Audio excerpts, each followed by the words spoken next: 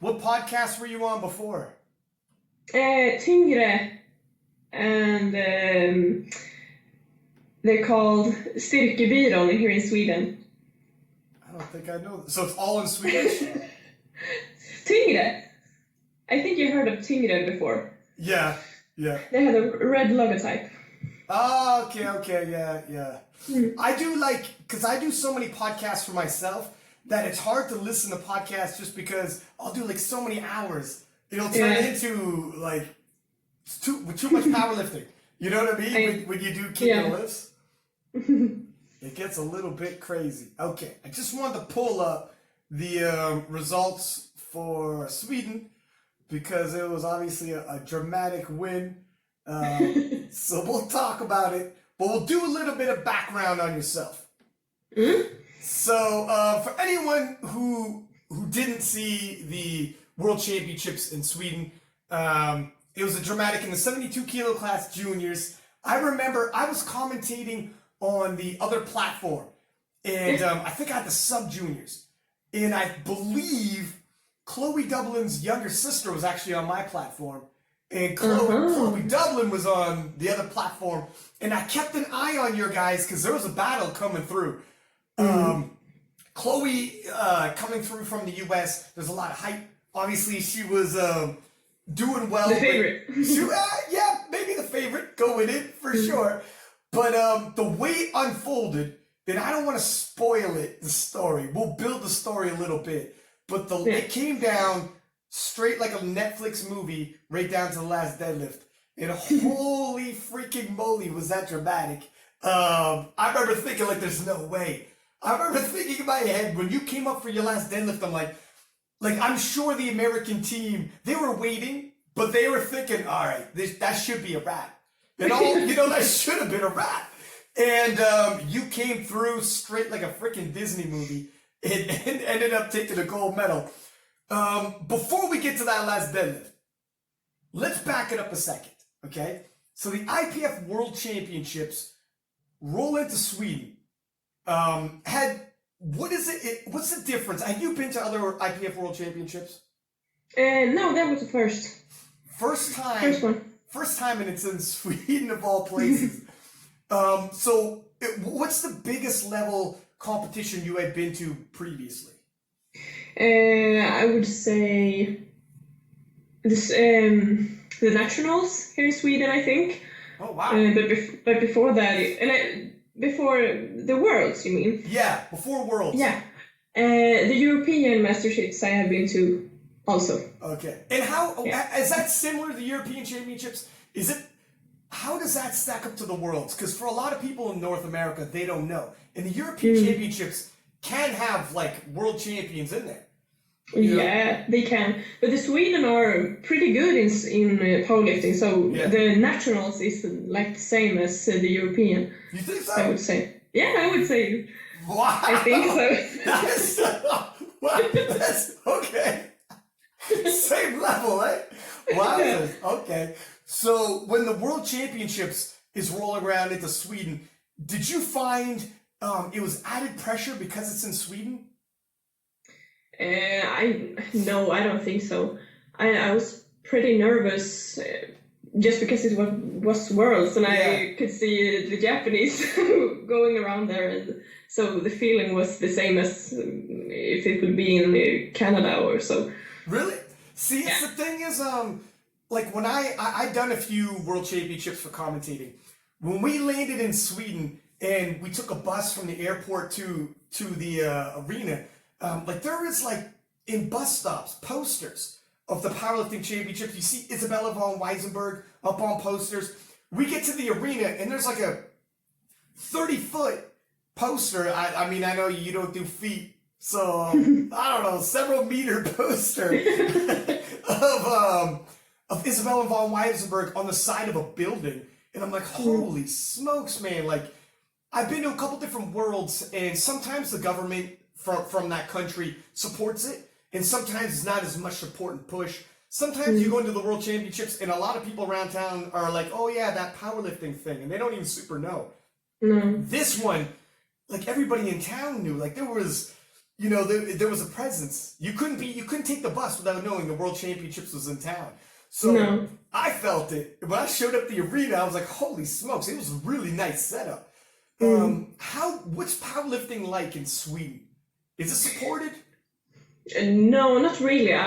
Like my parents in the beginning, they couldn't even separate weightlifting and powerlifting. Oh, yeah. So it's pretty small here, I would say. Yeah, man. You don't gotta tell me. I remember.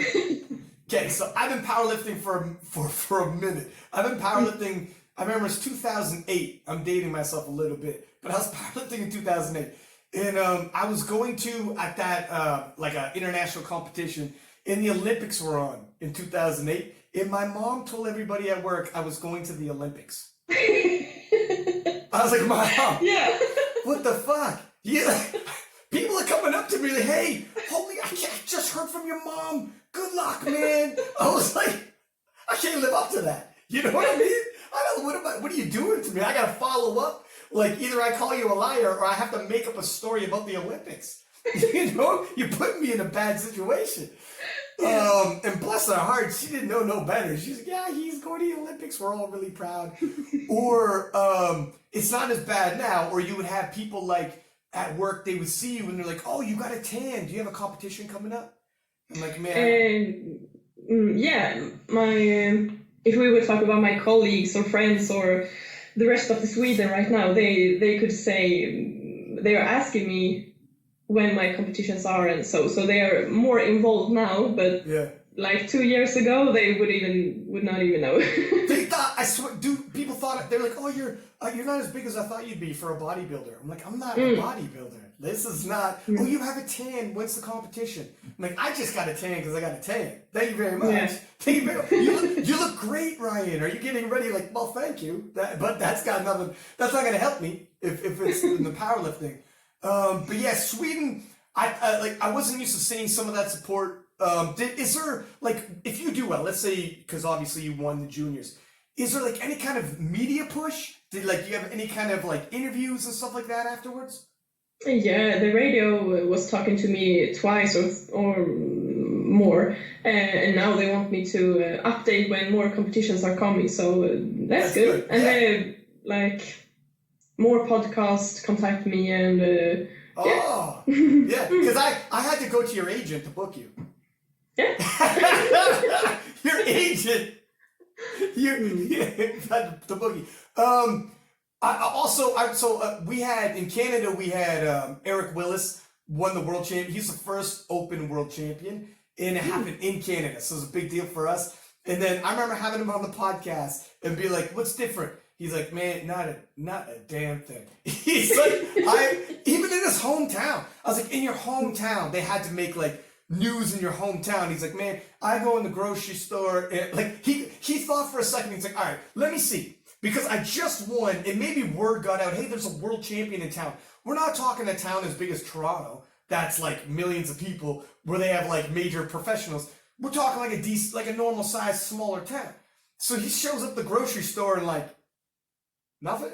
Like you walk in there like, does anybody who know me since I was a kid even be like, hey, I heard about that thing you did. Congratulations. Nothing. He's like, not a damn thing. He said he showed up to a powerlifting competition to like help spot and load. And the announcer's like, ladies and gentlemen, wow, Eric Willis just walked in the building and is spotting and loading. And he said there was like one clap. He's like, thank you. Somebody clapped in the background. He's like, God damn. He's like, nobody asked for pictures. He's like, everyone's like, whatever, man. Just get my spotting and loading. Give me my handoffs right. It can be tough. But whereabouts in Sweden do you live?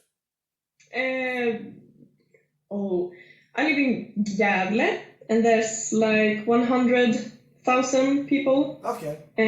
But before I lived in a town called Bollnäs, and there was like 20,000. Ah, a little so small. It's pretty small. Yeah. And how close in proximity is that to Helsingborg? Oh, I have no idea. Like, is it like a drive? Can you drive to Helsingborg?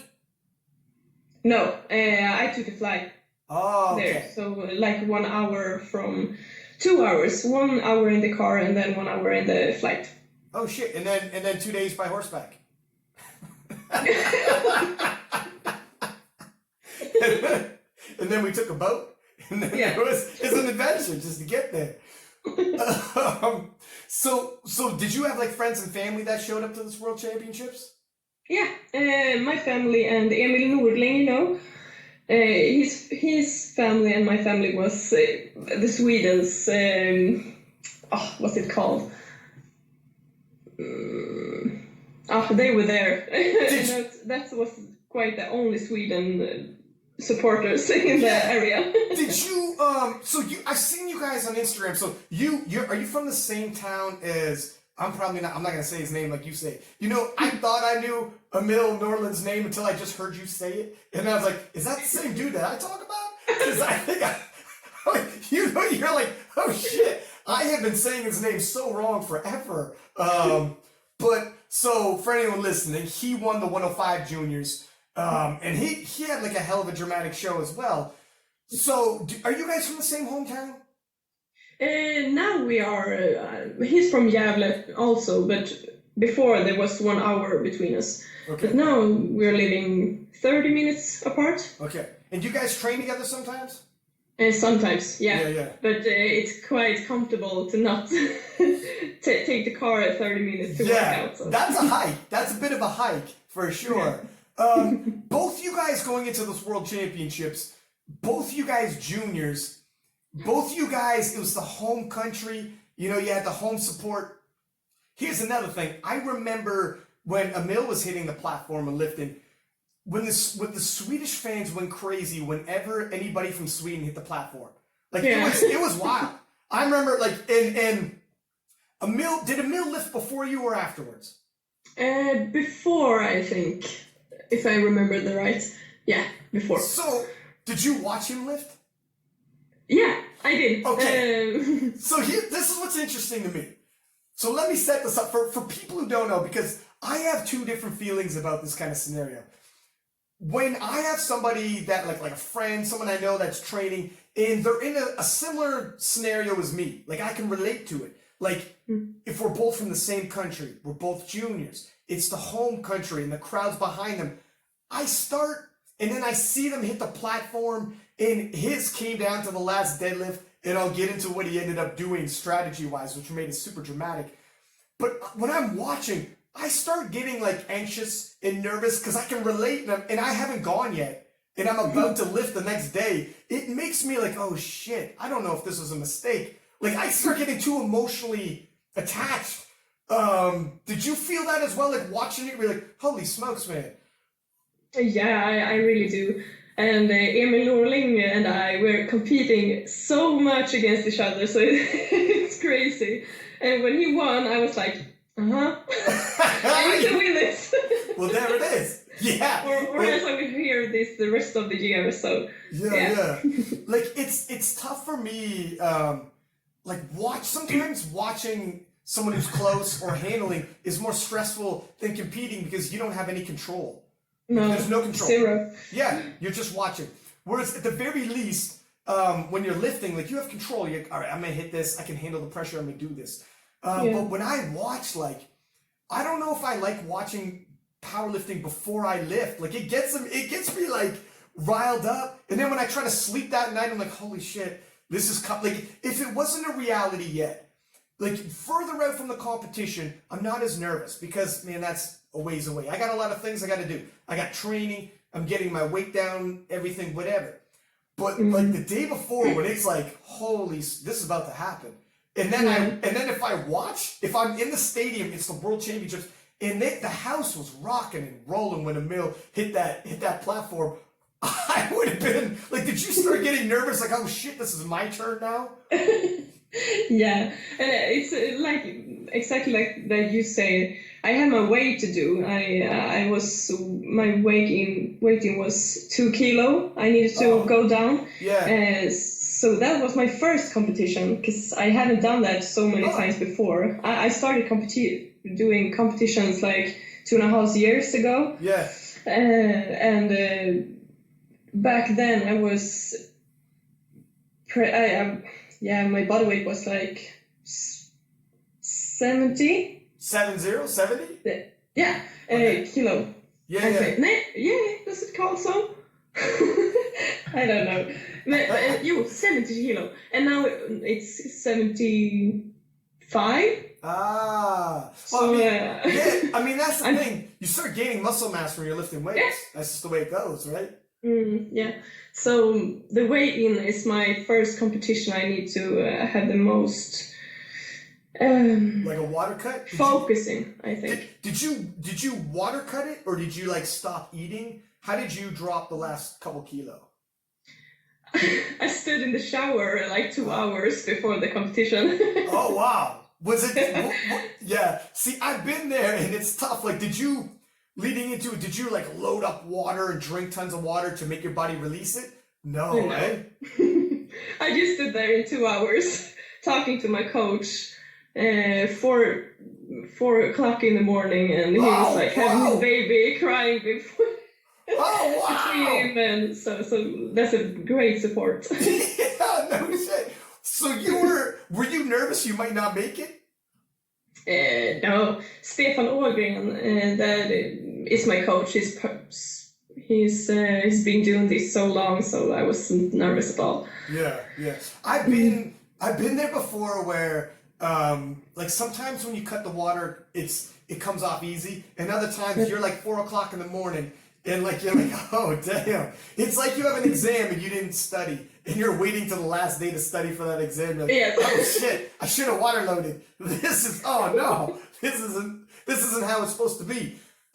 When you're cutting the water, I've been in situations where I'm cutting water, and I like sometimes when you're dehydrated, like 2 kilos, like 4.5 pounds for people listening, you can feel a little dehydrated, and if you haven't done it before and you're not used to that feeling, you can be like, oh man, I don't feel good. Like it's like you feel depleted, and your body can bounce back pretty good from dehydration.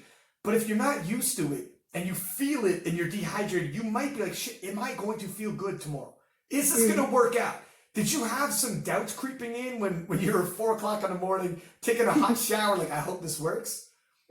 Yeah, my boyfriend was with me then, and I asked him to sit on the toilet between me and like count down the clock before I could go out and wait to see if I had been going down. Yeah. So I had so much focus on really going down, and I knew I should have it. So now it worked, and I have had no doubt. I've also been in that situation where you're in the shower for like half an hour, hop out, hop on the scale, and you lost like fraction of a kilo, and you're like, you gotta be kidding me. You gotta be kidding me. This is gonna take all night. You're trying to be a trooper. I remember texting at one point, Joey Flex was my coach for this one competition. I remember texting him, be like, I'm fucked. Well, that's it. That's a wrap. He's like, calm down, relax, we're good. I'm like, man, I woke up, I was like, I'm lifting in 3 hours, I got like 10 pounds. He's like, it's all good. I'm like, holy moly. And the thing with water cutting, when your cortisol levels go up, like from stress, your body hangs on to water. So when you're relaxed and there's no cortisol levels, your body will release the water. But that's easier said than done. When people like relax, I'm like, I can't fucking relax, man. Don't stop telling me to relax, man. Like you know what I mean? Like it's tough. No, I could feel that back then. I was talking to Stefan like, how long do I need to stand in this shower? I hate this. Yeah. I'm not gonna do it again. Yeah. Never. And here I am. The European is about 2 weeks in front of me. And 85 kilos. I have never been this heavy in my life, so I'm gonna do it again. You see how that works? It's true though. But you can do things like, have you tried like leading into the competition where you drink tons of water and your body's like loaded with water, and then you stop the water a day before and you just keep peeing and you flush it all out? There's stuff like that you could do to shed water. Yeah, I know. I had so much focus on my training and the real competition. So, and Stefan, he has this under control. So I have never even been thinking of doing something he doesn't says that I'm gonna do. Yeah. It's better that way to be like, listen, you take the wheel and drive. I'm just saying, I'll do what you tell me. Here's my body weight. Here's my body weight. You tell me what I got to do. It's a lot easier. So doubling back to the Emil Norlin, when you were watching, just for people listening, because I didn't say exactly what happened. In his competition, he hit his opening deadlift, and then for second deadlift, he just didn't come out. And I was like, oh, smokes. And then loaded up his third for the win. And I remember, I didn't know, like, sometimes when juniors come up from Europe, I might not have seen him before, like you had said. So when Emil came out for his last deadlift, and it was like an all or nothing, I'm like, oh, I wasn't sure if he's injured, and that's why he didn't come out for his second deadlift or what. And then when he put in his third, we're like, oh, he's going for the win, all or nothing with his third deadlift. You couldn't make it more dramatic. And when he walked out on the platform, man, Sweden, when a Swede hits the platform, everybody goes nuts. And it was so dramatic. The whole house was rocking and rolling. And I was like, holy shit. I was nervous. I got chills. What were you thinking when you watched him walk on the platform? Last deadlift, all or nothing. Did you think he was going to hit it? Yeah, Emil Norling is quite interesting that way, because before Worlds, he had never failed a deadlift. Oh, like, wow. never. And he has so much confidence, so I was like, okay, you're putting me in a situation where I almost pee my pants, and now I need to wait for the third one. Yeah. Come on, just do it. I knew he had it, so it was fun. It was crazy when he hit the platform. I know what you mean, where, like, I was nervous as shit. Like, I was like, what are you doing, man? Like, you just didn't take your second. Like, you were really, like, you gotta be so confident to be like, nah, I'm good. Nah, I'm good. I'll get my third. I'm like, holy shit, that's a major risk. Because you're in Sweden, and it's the World Championships, and you're Sweden. Like, everyone's counting on you. And it's hard to, like, even convey. The house was so, the energy when the Swedish lifters, like, you guys have tons of support. When he walked on the platform, he had this smirk on his face, like he had a joke that he knew, like a secret joke just to himself. I'm like, this dude looks confident as shit. Like, I'm like, all right. I hope he's gambling properly. He hit that deadlift, and Emil is like typical Swedish dude, blonde hair, blue eyed, jacked, bodied up, abs, whatever. He's like a poster boy for sure. He hit this deadlift. And by the time he got it to his knees, his smile opened up ear to ear, and he was like shaking his head like, yeah. And he was looking at the crowd already celebrating. And I was like, oh, and the crowd just ate it up, man. It was like a powerlifting moment. And I was like, holy smokes. So he hits that, and then when you're watching, how excited were you? Because I'd seen you guys were training partners, similar situation, both juniors, both first world championships, both in the home country. When you go home that night, like, how are you nervous? Are you excited when it's your turn to go? And you know you got Kloie Doublin waiting for you. I'm such person that I had no clue which people I was going to meet at Worlds, if I'm honest. So everyone had been talking about Kloie, and I heard people backstage talking about her too, but I had no idea who Kloie was. Oh, that's probably better. That's the same in Sweden also. I have no clue who people are, but I'm starting to. Yeah, when you found out, you were like, come the last deadlift, you're like, oh, she's quite good. You're telling your coaches, oh, I think I know who's the favorite today. What the fuck is going on here? All right. But I started, when I was warming up, I saw Chloe's coach. And that was the moment I knew who Kloie was, because he was staring at me like he knew I was up to something. Oh, they knew you. You didn't know them, but they knew you. They knew all about you. Right? Yeah. The Americans do tons of scouting. I have Matt Gary on the podcast when we do our preview shows. And Matt Gary's like way deep into the American coaching. Like he's been the American head coach or one of the coaches at so many worlds. And he does like training for the coaches. And when they go into a world championships, like they will know all your lifts. They'll know the percentage that you hit your last deadlift. They know if it's like 33%, 65%. They know, like, they have you. They got you. They know, like, are you on body weight, or do you have a big weight cut? They probably didn't expect that from you, but yeah. So they know enough. But you having been in the game for only 2.5 years might have helped for your advantage, because there's not a lot of data on you. If they look you up, true. Yeah. That's the same in Sweden. When I started competing, no one knew who I was then either. But my deadlift has always been something great. I have long arms, so I have a short lift. Yeah. So when I did my first national competition, no one had me on the schedule, like on the radar before the deadlift came in, and then suddenly I was in the top 3, and that's the same in the worlds, so that was fun. Yeah, looking at this, so you were ahead on. You got a big squat on you, but it's the bench press. It's the bench press that you weren't on the podium.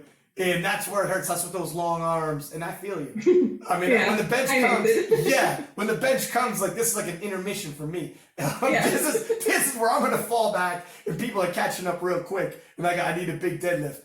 In this World Championship, because there's good that 2.5 years in, people don't know what to expect. Hard to scout. You're probably making fast gains. So whatever you hit previously, you could be well above that by the time World Championships rolls around. On the flip side, when you've only been doing it 2 years and you're already at the World Championships, that can be a little, like, I've been doing this for, like, I was just saying, like, in 2008 I was powerlifting, and it doesn't leave me. Like, when I walk into like the World Championships, and I've been to a lot of them now, commentating or competing, and I'm there for 2 weeks straight. I could be there for, like, the last day, 2 weeks straight. It's 5 years in a row, walk in the building, and I still get that holy shit.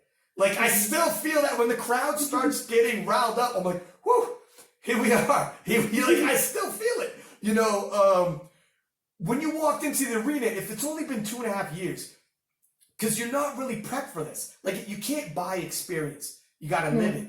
And you can't, only experience kind of breeds courage. When you've done it enough times, you know it's less surprising, it's less scary. When you walk in there and you're still like 2 years in the game, day of the competition, when it's time to start warming up, and all the cameras. Here's another thing: if people have only lifted locally, the IPF, they got a full-on TV crew. Like, they have a real TV crew that they pay to bring in. You look out on the platform, there's like 7 or 8 cameras. There's like a bunch of, like, an audience and everything. When you're in the warm-up room and you're like, holy smokes, here we go, and your family's out there watching, what was it like? Were you nervous? Were you like, this is starting to get real for me now? Yeah, it was nervous, but it also was, we're talking about when I'm working out in like normal weeks, we're talking a lot of the only thing that you can do so many times is doing mistakes. Because by the mistakes you're one step closer to success. And that was something I brought with me to the Worlds, I think. And I could keep calm. I could calm down. And my coaches was talking to me like only a few minutes before I stepped the podium. And my coaches was perfect, like Caro and Oscar, who helped me. And was so calm, and it was just fun. I was I remember I sat on a chair like this and just looked at everyone who was warming up and like, I'm here now. This is real. Oh shit, it's happening. It's it's weird how, like, leading into a big event like the World Championships, and like, so many people watch the World Championships, and when you, like, leading up to it, every time you go to bed at night, you picture certain things, like, it's going to be like this, it's going to be like that. And sometimes when the event rolls around, you might have a moment where you look around like, oh, this is it. It's happening now. Like, this is actually happening. And you have that. I've had that moment too. And sometimes it's nothing like you imagined it was going to be. Sometimes it's exactly as you imagined it was going to be. For you, when you were there, was it just like you thought it would be? When you were sitting in your chair about to start, where you're like, Okay. All right. Did you feel the same way you thought you were going to feel? Before the European, before Worlds, I was competing in my head like 1 month before the competition. Yeah. Here's the thing when it comes to like, when you're prepping and you're going to, like, if you start in your head getting mentally ready to lift too far out from the World Championships or any competition, yeah, you get stressed and fatigued. By the time it rolls around, your like anticipation for the event and then the fall down, like it's almost like it's hard to get your adrenaline up sometimes, right? I've been like that where I peaked in the gym and you're just like mentally exhausted and fatigued by the time the competition rolls around, especially when it's like the World Championships. Do you do stuff like to make yourself feel more at ease when the World Championships, when like a competition finally comes around? I'm just taking it as it comes, because if I can't do something more than just being me when the day comes. If I'm starting to see things that haven't been in time yet, I can't control the future. Yeah, that's you got to focus on what you can control. Exactly. That's how you create anxiety. When you live in the future, you create anxiety. You know what I mean? You're thinking all the different ways that's going to play out. Talk about how it does play out. Now, this is dramatic stuff. So it was probably helped that you didn't know who Kloie was ahead of time, because she's put in work. She's a beast when it comes to powerlifting. She's hit some massive totals. So in the squat, you and Kloie finish off. You're 2.5 kilos ahead of Kloie in the squat. Okay, so if you didn't know who she was ahead of the competition, when you ended off and you're 2.5 kilos ahead of her, did you know at that point, oh, there's an American who's right behind me and we are neck and neck, like 2.5 kilos, you can't get any closer than that.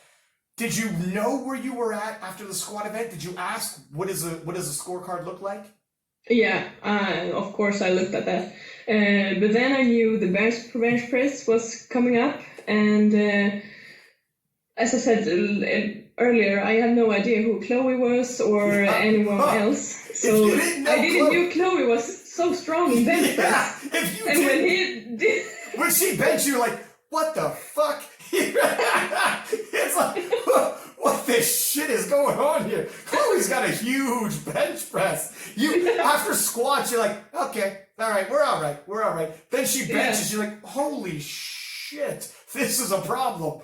Yeah, that was a big problem, and I was like, okay, I need to work on my bench press or get shorter arms. Something. We gotta figure something out. Did you? So were you paying attention to the bench press as it's happening, and you're seeing, okay, we're starting to fall behind here with Kloie? Yeah, I saw that, but I also knew I'm great at deadlifts. Yeah. So I was quite calm back then. Yeah. Yeah, it wasn't too much of a bother yet. Okay, no. So Kloie's got, for anyone listening, Kloie got a world record bench press, 118.5 kilo. So she's got a chip, and it's a world record, so she's got a monster deadlift. You guys open up on your deadlifts. You hit 210, and you're not worried because you know your deadlift's huge. So you're not too worried about it. You hit 210 kilo. Kloie hits her opener. She's thinking, I got to hold serve, maintain my lead, don't do anything crazy, and see what happens. So Kloie hits her opening deadlift. You go for your second deadlift. Kloie goes first, hits 210, matches your opener for deadlift. And keep in mind, Kloie's got a lead, so she hits 210, you hit 210. Kloie already has a lead because of the bench press, so you guys are both at 210 for deadlift. You go out for your second attempt on deadlift, and you load up 222.5. Yeah. And that's when things get dramatic. That's when things turn into a oh shit moment. You missed 222.5. Now, if you weren't nervous before, did you start becoming nervous then? No. That's a big thing. I was really? Getting nervous because I was. Look at this.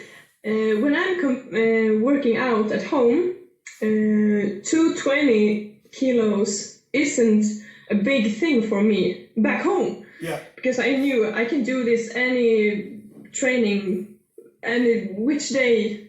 Yeah. Yeah. I can do it in the sleep, I thought. Yeah. So when I'm walking up at the podium, I had a so big confidence. So I was just playing with this weight wrong. I was kind of sleepy when I walked up because I was like, yeah, I have this. Yeah, you didn't take it as seriously as you think you needed to.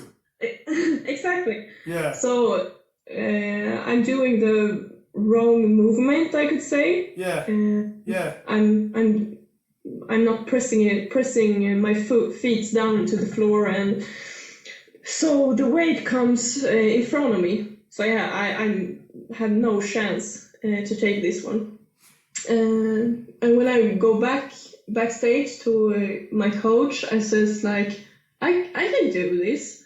I'm doing this like the whole time. It feels like that. Yeah. Why did I do that? And Caro says, or I said to Caro like, load the bar with the weight so we can win this. And she's like, okay. I had no idea what that weight would be. But then she comes to me and says, it's 225 kilos. You gotta do this, Idaa. You can do this. And like clapping me on my legs and like, wake up. No. Yeah, wake up. No worries. No more mistakes. It was not like, you can do this. It was like, you can do this. Yeah. So do you prefer like calm, cool, collected talking like that? Or do you need somebody to be yelling, let's go, let's go? No, I need the calm things, because when people are screaming at me, I'm focusing on the screaming, not the movements I need to do in the lift. Yeah. So a calm pep talk is the perfect thing for me.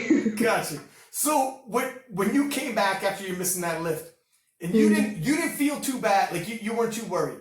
But I remember like commentating for it when you missed. It's like you said, where you got pulled out of groove, and you're like, I feel like no chance, I'm not gonna get this, because you're pulled out of groove for that second attempt.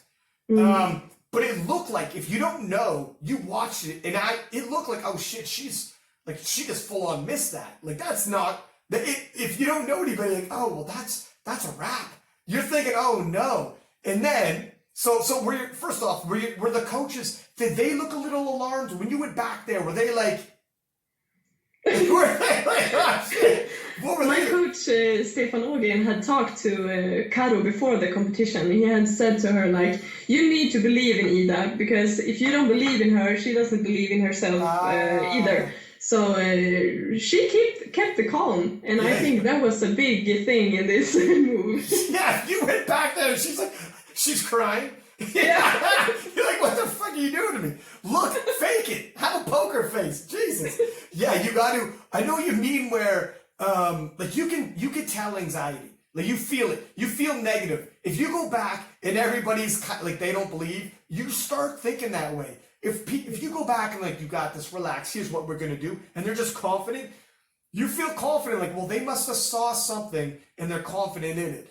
And sometimes you just got to roll on faith, and you got to go all in, because in your situation, going all in, Kloie jumped this bar up to 212.5. Now, Chloe's telling herself, I'm ahead. I mastered deadlift, and I'm already ahead in master deadlift. So I didn't even need to do that. And that she just missed 210, and it looked like you just like totally just couldn't get it. And then she bumped it up 2.5 kilos, and she's thinking, I hit this, I'm a world champion. Now you're watching. Are you watching this deadlift when she goes for her last deadlift? No, I'm sitting in backstage and just hearing the crowd. And when you heard the crowd and you knew she got it, what are you thinking? You're like, let's go. Let's do this. Let's go. Let's go. Yeah, I remember I saw her coach running and hugging Kloie when she made the last deadlift. I was like, don't do that. You know what? Like, if I'm honest, so here it is. I remember watching it, And when Kloie hit that last deadlift, I remember thinking, like, just based off of what you're watching, if you're just watching it all unfold, the story's happening as it comes. I'm watching thinking, yeah, Kloie probably just won the world championships. And people in the crowd are thinking this. The Americans, they're celebrating the last dead, like even a silver in the you know, the big pole. It was a big day, so they celebrate regardless. But you know, in the back of their minds, they gotta be thinking, oh shit, we just won the world championships. Like, I swear, I was like, man, I think Kloie just won it. And so in your mind, you're like, hey man, it's not, like, they're dimming the lights, the curtains are closing. I still gotta, Gaston's got the gold medal, he's about to put it around Chloe's neck. Hang on a fucking second. I still got one more deadlift. So when you went out, I remember in the commentary booth, I remember thinking, oh shit, I checked the amount you're lifting. You're going for the world, like obviously, I mean, you're the last one pulling. You're going for the gold. Everyone in the crowd, and the Swedes are so behind on every Swedish lifter that hit the platform. Everybody in the crowd is like, oh my God, we need a miracle. And they're all like, even people who weren't religious were praying for this one. And it was like, if she gets this is the biggest, in the middle of the day before was so dramatic. Because he was like, I'm not taking my second deadlift, and I'm going all in on my last deadlift, and the crowd's like, holy shit. Then the next day, you do the same thing, only you missed your second, and it was just more dramatic probably, because like we're seeing you fail the second one. So when you come out for the third, how do you feel walking up to that bar, and you know by now, even if you weren't paying attention, you knew this is for the world championship, this is for everything. Are you nervous, or what are you thinking when you walk up there? The only thing I was thinking about was, how am I gonna do this lift? I knew I had my family up there. My father was screaming like you could hear him? Voice. Could you hear him? No, I can hear him. Right. But I saw everyone up at the stadium. Yeah. And when I'm walking up, I'm straightening my upper body, so so I could feel a bit tough. Like, come on. Yeah, I got this. So going to the bar and breathing just for a second, and I can hear the whole arena being quiet and thinking, what is going to happen? Isn't that scary when it's like loud, is so loud? When you were on the side on the platform, the crowd was crazy, and they knew, oh my God, I'm like, she's gonna pull for the win. Here it is, all down to the last deadlift, she's pulling for the win. And the crowd is crazy. And then once you get called your name and you walk towards the platform, the whole arena goes silent, and it's like, holy shit. I had anxiety. What you must have felt was like, whoa. And when I'm starting to pull the bar, for a second, I was feeling like, oh shit, I have this. And when I'm standing straight with the bar, I can hear the whole crowd, my family and Emil Lundling's family, screaming so much. So I'm just looking at the three lights, and all of them turns on, and I can't remember that moment, what I felt, but I knew I ran to Caro, jumped on her, and she's like one head shorter than me. Yeah. So I smashed her head in my chest. Oh no! Yeah, it was perfect. Yeah, it was. I remember the moment, and the place went crazy. The whole stadium went freaking crazy. If you were gonna like write a story, man, you can't write a better story than that. Like in terms of when you leading up to it, when you go to bed at night, put your head on the pillow, and you picture winning the world championships, you wouldn't picture, okay, for someone to lead, and then I'm behind, and then I miss my second deadlift, and then everybody's celebrating the other person, and then I load the bar for the win. I come out in my home country, and I pull for the win and hit it in a huge come from behind. Like, that was like the perfect storybook ending for your first world championships. After it was all said and done, because it is like such a huge high, well, first off, when you realize you're a world champion, when you first got off the side, I looked, and Kloie Doublin, who basically got the gold medal snatched from her in that moment, was the first person on the side to congratulate you. That was pretty dope. I thought that was amazing, and I remember I cried so much and hugged Kloie so tight and was thanking her so much, because I could not believe how hard it must be for her to, because who had thought that I would take that last deadlift? So that was big for me, meeting Kloie at that moment. Yeah. And I couldn't thank her more than being the first person to come up to me. Yeah, she's the first one there. And I was like, myself, I was emotionally like, holy smokes. She was like, I'm gonna go up there. I don't know what she must have felt, because like you said, they were celebrating on the sides, and it wasn't even like boastfully celebrating. It was more like logistically, statistically speaking, she 9 times out of 10, when you fail your second, she hits her third, she hit all 3 deads, she was in the lead. You're thinking, oh, she probably won. When you came back with that huge come from behind last deadlift, hit it and win. When she pulled herself together and be like, I'm going to be the first one to congratulate her. Like, it's when you're that young, you almost expect people to not be as mature in such a moment. Like, you don't see it coming. You're upset. But like the maturity that you guys had, it was like, it was good. It was exactly everything that's right with sports. You know what I mean? 2 different people from 2 different countries, 2 different parts of the world coming together like that. It was a warm moment, and that's one of the things I really remember from Worlds and meeting Kloie after at the party and all that things after the whole competition. That was big, and that's a great person, Kloie, and I'm glad I met her. That's what sports, they say sports like reveal your character. And it's easy when you're like, when things are going your way to be a good guy, good girl, when things are going your way. But if something doesn't go your way, now you got to show your personality. Like now you get to see, like everybody's good when everything's going good. Take things away from somebody and let's see how they act. And Kloie showed her character, which is a good moment. Now when you were that night, when it dawned on you, holy shit, I'm a world champion. First off, when you saw Emil, were you like, hey man, I think my win was more dramatic.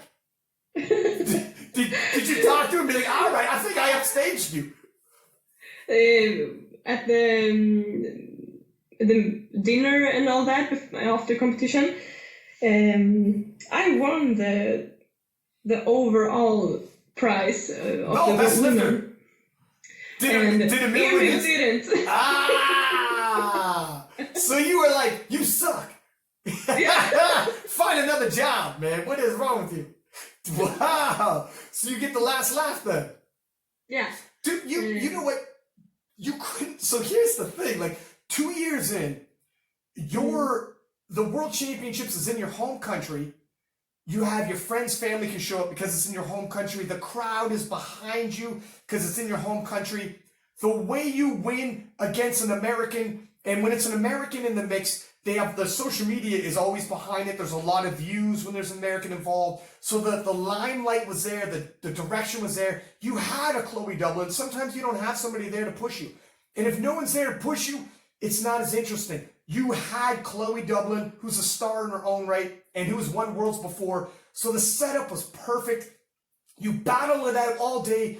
World records fall right down to the very last deadlift. You win the World Championships. Go to the banquet, you get the best lifter award, and you're only two years in. Do you feel like this is going to be hard to top now? Because you're already so high? Like, it's only 2 years in. What do you do to best that performance? You know what I mean? Is it tough to, like, going into the European Championship? Is it hard to get as excited and motivated after what just happened? No, absolutely not. I'm always hunting for maybe the wrong word if I said success, but I want to be a better me all the time. So every competition is important, even if it's maybe just a series home in Sweden, or it's a national competition or so. I'm always want to be a better me. So the European is very important because it's another competition. And it's international. I mean, people, look, I was talking to Gustav Hedlund, another Swede. I mean, and Sweden has so many powerlifting stars right now. Like you guys, Isabella, Eddie, Berglund, Gustav, Emil, yourself, like you guys are stacked right now. I was talking to him and he's like, look, when I go to European Championship, we're getting a tour of your apartment right now. we got an impromptu tour. This is like an episode of Cribs. This is oh, nice. I'm opening the door to my boyfriend. There you go. But when you like Emil was, or sorry, not Emil, Gustav was saying, when I go to European Championship, the world champion is Anatoly from Ukraine. He's at the European Championship. Like people sometimes forget, the European Championship is like, man, you got world record holders, world champions coming back, very high level, and it's international judging. And the judgment is, it's real. When you get international, they're not, and you're going to possibly break a world record, they're not going to give that to you.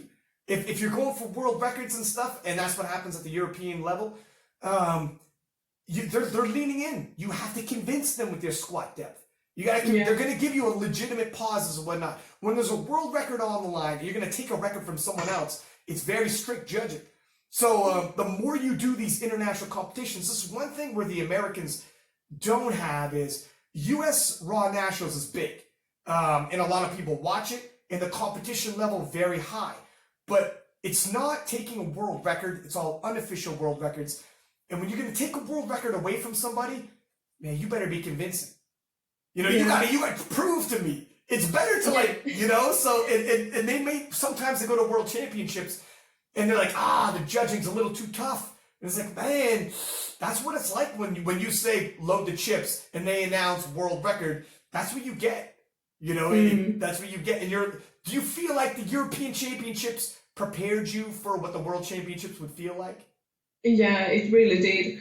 And just meeting people outside Sweden was a big thing for me. Yeah. Only talking English was a big thing. And like talking English right now is a big thing. Yeah, so that's something that gets me further all the time. And so the Europeans is a perfect thing to do before Worlds, or just do in 2 weeks. You know what? It is, and that's another factor that's true. You can't underestimate, if you're within your same country, like you can tell. Like, so when we flew into, I've been to a couple different places in the world, like obviously Sweden, we had the Worlds in Calgary, but, and like we had the World Championships the one year I commentated in the US, it kind of feels the same as Canada to a large extent. But when you go to like Belarus, and you're going to Lithuania, when you go to different countries like that, you can't underestimate how much of an impact it is to like not be able to read labels. You go in an elevator, people are talking Japanese, people are talking German. Like you feel like out of your element. It doesn't feel the same. It doesn't. It's different. Even I started to talk Sweden there. See what I'm saying? I triggered you. Like a snake charmer. But only meeting new people who doesn't talk the same language takes energy from you. 100%. Only talking to the people who's helping you at the podium, if they don't talk the same language as you, the competition becomes a bit harder, I think. We take it for granted because English is usually the language everyone tries to speak. So when you speak English, you take it for granted. You don't realize. But look, if you just picture your first day at a new job and you sit in there, you're still you, but you feel weird. You're doing a job, like everything's new and you second guess, everything feels off and there's something tangible about it. Put yourself in that situation where you can't read labels and you're trying to get labels like for food and stuff, and you go to, everywhere you go is different languages, different customs, and you're like out of your element. Everything feels a little off. So then try to sleep at night. Everything's a little bit disrupted. It feels weird. It's a little off. So when you have to do like the European Championships, you're forced. Oh, you got to get visas and go through all this. It feels weird, but you get more and more used to it at least. Yeah, but and if we are talking about worlds again, Chloe was taking a trip to Sweden where she doesn't get the same food as she always eats, and the same doesn't talk to the same people and all that. Just have the different food has a big influence on in the competition. 100%. Look at Ray Williams. That's what Ray Williams said. He said, man, I got there, I usually eat like my normal food, and he eats a lot of food, man, he's a big man. So if you consume a lot of food and it's like a total different food you've ever eaten, you don't know how your body's going to take to it. It's not the time to play around. It's not the time to try new things. You do that afterwards. No joke. I was in Sweden and I was cutting weight, and I was in a store. It was like a health store, or it must not have been a health store. But anyways, I grabbed a bottle and I wanted electrolytes because I knew it's going to drop a lot of water and I needed electrolytes in my body afterwards, right? So I got a bottle of something and I thought I saw the word electrolyte. I swear to God, I thought I saw it. And I was about to go buy this and I thought it was Pedialyte. So I was going to chug this bottle after I weighed in because I was getting electrolytes in. So, but before I bought it, I'm like, I see the word electrolyte, like I'm good. But I'm like, you know what, let me just ask somebody just to make sure. I shit you not. The guy was like, my man, you clean pools with that.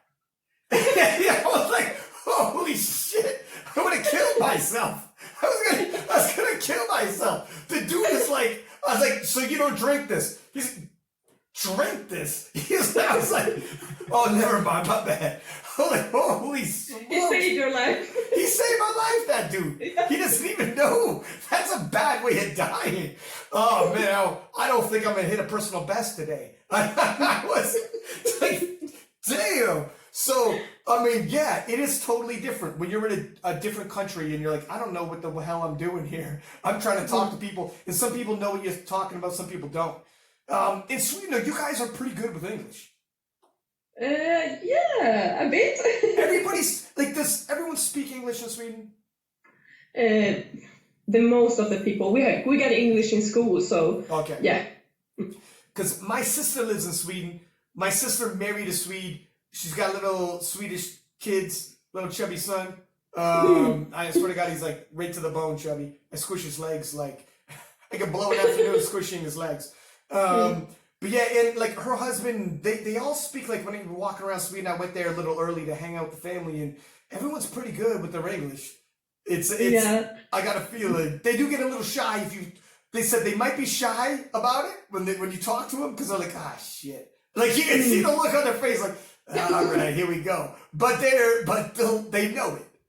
Yeah, but if I'm meeting a person at in the city, asking for the direction to the hospital or something, I get shy and I have no idea why, but it's like I'm not talking English that much, so I'm I get shy. Here's the thing, if he's looking for direction to the hospital, like, fuck, I hope I understood that right. Because I hope he's, Jesus, that's a lot of pressure. That's a little different when someone's like, oh, fuck, the hospital? You're like, yeah, I think I'm having a heart attack. You're like, holy shit. I wasn't read my English, in my grade 6 English didn't prepare me for this. What the fuck? You're like, oh, wow, wowzers. Yeah, well, it's perfect when that situation comes. So yeah, you're ready. You're like, whoa, wait. All right, I'm getting tested. Let's get you there. Yeah, that's the worst case scenario. I think I would be nervous. My English is spot on. But yeah, I wanted to ask you too. So you started powerlifting 2.5 years ago. How did you find powerlifting? Before powerlifting, I was doing floorball. I was the goalkeeper, but I needed more. I wanted to press myself to do something better. I stood still and then had no coach to make my skills better in the goal. So then I was invited to a small competition in my hometown because they had seen me on Instagram asking me to do max reps in deadlift with my body weight, bench press with half of my body weight, and a clean, I think, max weight. And at that competition, I won. I did, I think, 55 reps in deadlift and 33 reps in bench or something. And I had never done that before. Here's the thing, when you get to 55, eventually, like, man, this is ridiculous. I'm gonna be, you're like, I'm gonna be here all damn day. Do you mind if we just cut it? Is this enough to win? Because this is a waste of my time and yours. Yeah. But that day, one man saw me doing my deadlift and he said, Ida, I saw your deadlift, and if you want to take your time and the whole summer or so, I can make you to the best powerlifter in the world, only if you want to. Yeah, and I was like, this man is crazy. Yeah. What's he talking about? But the whole summer we trained powerlifting and a bit weightlifting, and then I qualified to the nationals. Actually, before that, were you like aware of powerlifting? Did you know much about it? Like, how much of powerlifting did you know when he approached you? I had no idea. I did not even know there was bench press, squat, or deadlift, I think. Oh, so you were like, what the shit is going on? Actually, I was going to say, you didn't even know who Kloie Doublin was 2 months ago. So I guess that I was, wow. No kidding. You said you had done, was it like, did you say floorball? Is that hockey on the floor? Yeah, I would say. With a plastic ball. Yeah. And Yeah, okay. Like, hockey's big in Sweden, right? Yeah. Because I remember, I only asked because, like, obviously my sister's married to a Swede, and Canada is huge with hockey too. And and Sweden is like a rival with Canada when it comes to hockey. And I remember this poor dude was in Canada in the Olympics, and for the gold medal in the finals, it was Sweden versus Canada. And he was like, oh, shit. And me and my brother were like, why don't you come over and watch the game? And he's like, shit. And we were watching. And my sister's like, honey, do you want to put on your jersey? And he was like, are you fucking kidding me? I'm not putting my Swedish jersey on. We had like all of our buddies on. We're like, put your fucking jersey on. He's like, I'm not putting my jersey on. Put your jersey on. He's like, I'm not putting my jersey on. Leave me. I don't need this heat. Everything was okay because Canada won, so it was all right. But I don't know. If Canada didn't win, he'd have a hard time getting out of that house. But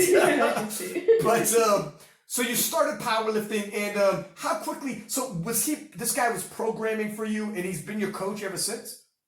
He was programming in the beginning, and maybe a half year he was helping me, and then I moved to Gävle and started to.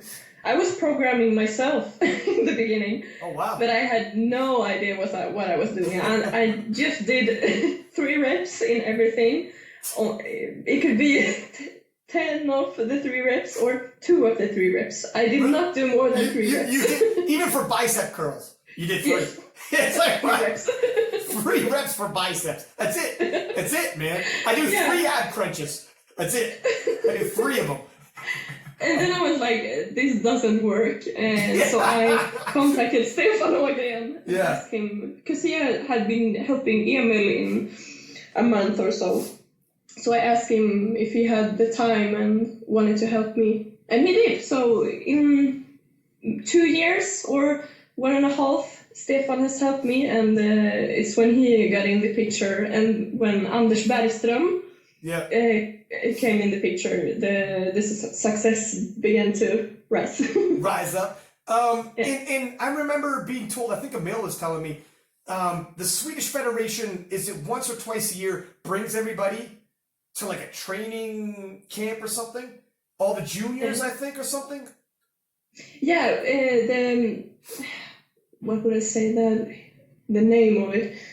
They takes the national team. Yeah. And do workouts and a bit of Like not coaching? workshops, but they are telling important things that you can learn in your workouts.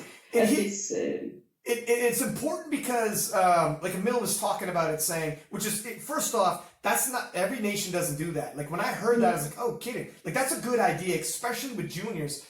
Because going into a world championship with someone's relatively new and you don't know them, you don't know, like, okay, she always fights when she deadlifts. That's normal. Or like if someone's a clean lift and they start fighting, they're nearing the end. For some people, if you're coaching somebody, sometimes their opener looks like their third, but they still have a lot of room to grow, and you don't know unless you see it live. And there's a difference between video and seeing something live. Like I find sometimes videos live, like I've been videoing people in the gym before, and it was a bit of a fight, and then they watch the video and it's like, oh, well, I mean, that looked pretty easy. They're like, man, it looks way harder in real life. You know what I mean? Like it's not always like that. No. I think people need another person to see the technique and say that was easy. Yeah. Because you can doubt on yourself if you haven't seen it before. Yeah. I always do films on my lifts. Every lift I make a video of it, so I can see myself in an object, I would say, and so I can see what I need to do better or what I did great. And it's also good too, if you meet like national team coaches ahead of time and you get to know the person, so you have a bit of a rapport. So the first time you meet somebody isn't the day you fly into frickin' Belarus or Lithuania and meet them there when you're stressed and you're not, you know, it's a tough first meeting. Like you're taking so much new information in. It's like you're drinking from a fire hose, like it's too much. You know what I mean? And you're like, I'm not going to get to know you right now, man. I'm just trying to climb. I almost drank pool cleaner for electrolytes, man. I'm not myself right now. Where if you meet somebody like earlier on, a few months out, get to know them, you can have a little back and forth. Going into the competition now, you can have a little back and forth, and it's a little easier transition, especially with juniors. When you're just doing it for a couple of years, it's probably the best way to do it. That's why I think Sweden in the last 2 years, America's been good. You know, a couple of these nations been good. But Sweden in the last 2 years at those last World Championships, juniors opened the type of medals and world records you guys got. I mean, I know you just started 2.5 years ago, but the progress Sweden has made is crazy, man. Like, you guys are, like, really pushing to the forefront. When I did the poster, I did King of Lifts. We're going to start doing, like, for the European Championship, we're going to start interviewing people like yourself and do, like, a preview show. I didn't realize it, but, like, 4 out of the 8 people I put on the poster were Swedes. And people, like... Yeah, and I just, like, I took world champions and world record breakers, and they're like, dude, this is, like, the Swedish nationals. Like, why are there so many Swedes on your poster? And I was like, I didn't even realize it. It just happened. You know what I mean? Like, it could have been more Swedes. I thought I was being, you know, conservative. So, yeah, Team Sweden's really getting hot right now. What are your goals for 2020? Are you still a junior? Yeah, I'm still a junior. I'm 22 right now. Okay. And my biggest goal is... I always compete to myself, I think, and as Stefan said, I think it was yesterday, that you have a long journey to do, and I look through, I see, I'm in love with this journey because I learn so much all the time, because I'm new, I'm a beginner, I have done this like 2.5 years, and I have so much to learn, and that's my biggest goal, to make this journey mine, because I can't do anyone else. Isn't it crazy? You're 22, and in the Open world champion is Kimberly Walford, who might be the greatest lifter of all time. She's in her 40s. Yeah. Like, you could be doing this, you could be doing this for another 20 years. Yeah. Well, that's great, you know? If you stop and think about it. Do you think, like, if you're doing it for another 20 years, looking back, I mean, man, that first world title win has got to be... That's going to be a tough one to top. Like, how do you top that? I think the Worlds was a part of my puzzle, and I need all my puzzle bites, I think. And I mean, I'm going to do the first senior European in 2 weeks, so I'm not going to compete as a junior. And that's also one part of my puzzle or cake. So I'm just looking forward. is that the first step? Like in Belarus, are you planning on doing in the seniors or juniors? In the Belarus, in World Championships in 2020, do you think you're gonna do? You see? Oh, you didn't even know. You totally live in the moment. You are so in the moment. You live life like a monk. You are so present. You're like, Belarus? What's going on in Belarus? I don't. I'm like, what? Holy moly! That's true. Emil and Stefan are always laughing at me because Stefan is like, Idaa, how's your weight? I have no idea. I can go and check right now. And he's like, when are you traveling tomorrow or in a week? I was like, ask Emil. Yeah, shit. But you know what? Like, this is probably how you could just keep being like calm, cool, collected, and never get overcome. If you just like you're supposed to live in the day and not look ahead too much. I don't know how the hell you do it, but I mean, like, I'm the worst. I'm looking ahead like, oh my God, what am I going to be in next summer? I got to be ready. Like, what the like, I'm the total opposite. You should do like fucking mind counseling, your sports counseling psychology or whatever. Does that come naturally to you? Is this just like normal for you to be like that? I'm always like that. It's like my father can ask me what I'm doing the next week, and I'm like, don't ask me that. I have no idea. Yeah. Who knows? We'll see. You're like, I'm just happy to be here. Yeah. You wake up, 22 years old, you wake up in the morning, yes, another day. I'm still here.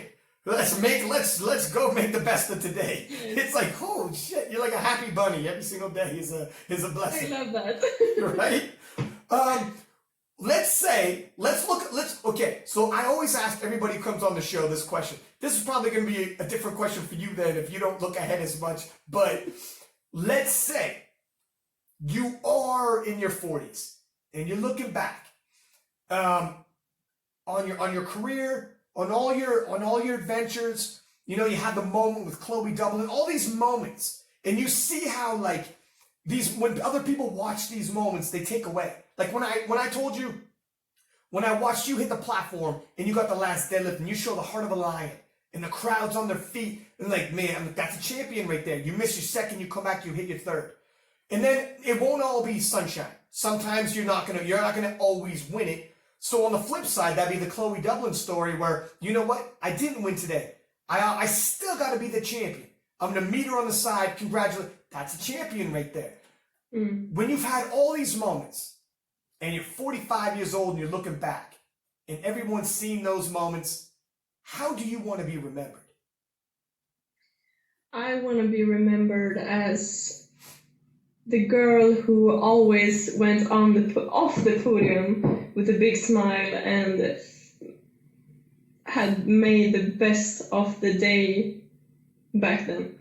Yeah. Always made the best of just that day, not the tomorrow, not the coming days, just that day. Yeah. I want to be living right now, and I want to be remembered as that athlete. Staying in the moment, right? Take every moment, day by day. That's how the days add up.